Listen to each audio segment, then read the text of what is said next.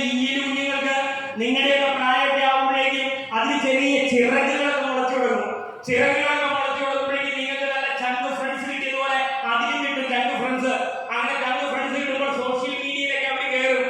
അങ്ങനെ കയറിയിരിക്കുമ്പോൾ അമ്മ തന്ന അരിമണിയും ധാന്യപ്പൊടികളൊക്കെ കഴിച്ച് ഈ ഇരുട്ടറയിൽ മൺകുറ്റിന്റെ ഉള്ളിലിരിക്കുന്ന ഈ കുഞ്ഞുങ്ങളോട് ഇതിന്റെ ചങ്ക് ഫ്രണ്ട്സ് പറയും, നീ ഇരിക്കുന്ന മൺകുറ്റൊന്നും അല്ല, ഈ ലോകം എന്ന് പറയുന്ന പുറത്ത് വിശാലമായ ഒരു ലോകമുണ്ട്, അത് കളർഫുൾ ആണ്, നിന്റെ അമ്മയും അച്ഛനും പറഞ്ഞ കേട്ട് ഇവിടെ ഇരിക്കാതെ നീ പുറത്തേക്ക് വാ. അപ്പോഴീ കുഞ്ഞിന് തോന്നും ശരിയാണ്. കുഞ്ഞ് അമ്മയോട് പറയും, അമ്മ ഞാൻ പുറത്തൊരു ലോകമുണ്ടെന്ന് എന്റെ ചങ്ക് ബെസ്റ്റ് പറഞ്ഞല്ലോ, അങ്ങനെയുണ്ടോ? അപ്പൊ അമ്മ നീ ഉണ്ട് പോലെ പുതിയൊരു വലിയ ലോകമുണ്ട്. പക്ഷെ നീ ഉദ്ദേശിക്കുന്നത് പോലെ അവിടെ കളർഫുൾ മാത്രമല്ല, അവിടെ ചതിയും വഞ്ചനയും ഉണ്ട്.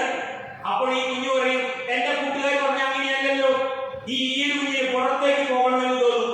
അപ്പൊ അമ്മ പറയും, പോകല് മോനെ, നിനക്കത് തിരിച്ചറിയാറായിട്ടില്ല.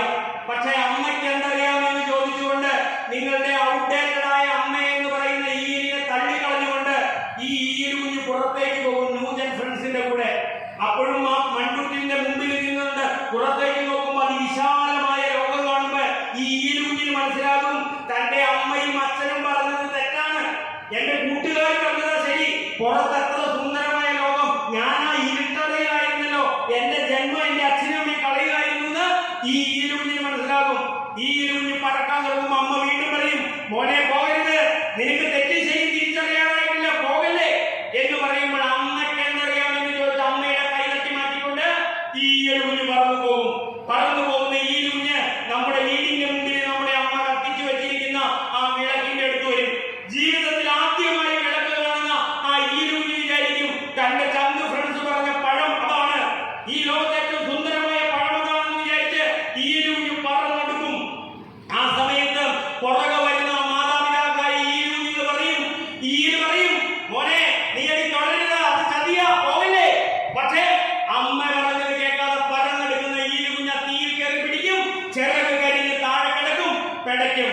കുറച്ച് കഴിയുമ്പോൾ കോഴിയോ അരനെയോ പഴുതാരയോ അല്ലെങ്കിൽ പാമ്പോ വന്നത് കൊത്തിക്കഴിക്കും. ഇല്ലെങ്കിൽ നാളെ നേരം എടുത്ത് നമ്മുടെ അമ്മ അടിച്ചു വാരി പുറത്തുകൊണ്ട് കളയും, ഇല്ലെങ്കിൽ അവിടെ കിടന്ന് ചെയ്യും. ഇത് തന്നെയാണ് ഈ സോഷ്യൽ മീഡിയയിലും ഈ നാർക്കോട്ടിക്സിന്റെ കാര്യത്തിലും നമുക്ക് സംഭവിക്കുന്നത്. എന്താണ് ശരി, എന്താണ് തെറ്റ്? സോഷ്യൽ മീഡിയ നല്ലതാണ്, ഈ ലോകത്തുള്ള ഒരുപാട് നന്മകളുണ്ട്. പക്ഷെ അതിന്റെ കൂടെ ചില ചിന്മകൾ വരുന്നുണ്ട്, മക്കളെ തിരിച്ചറിയാൻ കഴിയില്ല. നാർക്കോട്ടിക്സിന്റെ കാര്യം അതുപോലെ തന്നെയാണ്. അതുകൊണ്ട് നിങ്ങൾ ഉപയോഗിക്കുന്ന mobile, laptop, computer, ATM card, wifi, email എല്ലാം ഇന്ന് ഡിജിറ്റൽ ആയിരിക്കുന്ന കാലത്ത് ഡിജിറ്റൽ തെളിവുകള് തെളിവായി സ്വീകരിക്കാമെന്ന് നിയമമായിരിക്കുന്ന ഈ കാലത്ത് മക്കളെ സൂക്ഷിച്ച് കൈകാര്യം ചെയ്യണം. ഏതാണ് ശരി, ഏതാണ് തെറ്റ് എന്ന് നിങ്ങൾക്ക് തിരിച്ചറിയാൻ ബുദ്ധിമുട്ടാണ്. ഈ ഫോൺ ഇത് എന്തിനുള്ളതാ? ശരിക്കും വിളിക്കാനുള്ളതാണ്, കമ്മ്യൂണിക്കേഷനുള്ളതാണ് ഈ ഫോണ്. പക്ഷെ ഈ ഫോണില് ഇപ്പൊ നമ്മൾ എന്താ ചെയ്യുക? ഏറ്റവും കൂടുതൽ നമ്മൾ ചെയ്യുന്ന ഫോട്ടോ എടുക്കുകയാണ്. ഈ ഫോണിൽ ഇപ്പൊ ഇല്ലാത്ത സാധനം എന്ന് പറയും മൈക്രോവേവ്, ഓവനും, ഫ്രിഡ്ജും, വാഷിംഗ് മെഷീൻ ഒഴികെ ബാക്കി സകല സാധനം ഈ ഫോണിൽ ഇപ്പൊ ഉണ്ട്. അങ്ങനെയുള്ള സാധനം ഈ ഫോണില് നമ്മൾ ഏറ്റവും കൂടുതൽ കുടിക്കുന്ന വിളിക്കുന്നതിനേക്കാളും കൂടുതൽ നമ്മൾ ഉപയോഗിക്കുന്നത് ഫോട്ടോ എടുക്കാനാണ്.